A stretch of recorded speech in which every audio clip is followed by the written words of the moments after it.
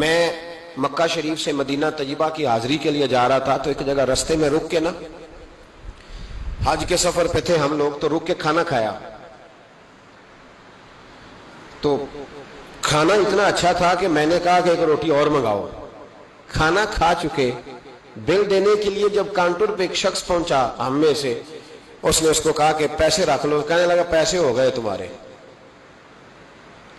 میں نے کہا کہ پیسے ہو گئے؟ کیا مطلب پیسے ہو گئے؟ ہم تو یہ 4-5 لوگ ہیں، ایک گاڑی کے مسافر تو یہی بیٹھے ہیں، تو پیسے کون دے گیا؟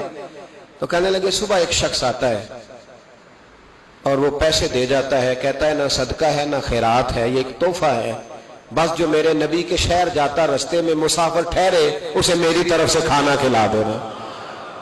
میرا دل چاہا کہ میں اس کے لیے دعا کروں کہ اس کا جذبہ، محبوب سے محبت، غلامی۔ میں نے کہا نام بتا دے۔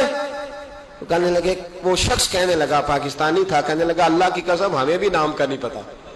اس نے کبھی بتایا ہی نہیں، وہ بتاتا ہی نہیں، کہتا ہے بس جو تمہیں مسافر ملے نا، محبوب کے شہر جاتا اور جہاں رک جائے اسے کھانا کھلانا، میں اپنے محبوب کے مہمانوں کی میزبانی کرنا چاہتا ہوں۔ او خدا کے بندو، نیکی تو اس کا نام ہے۔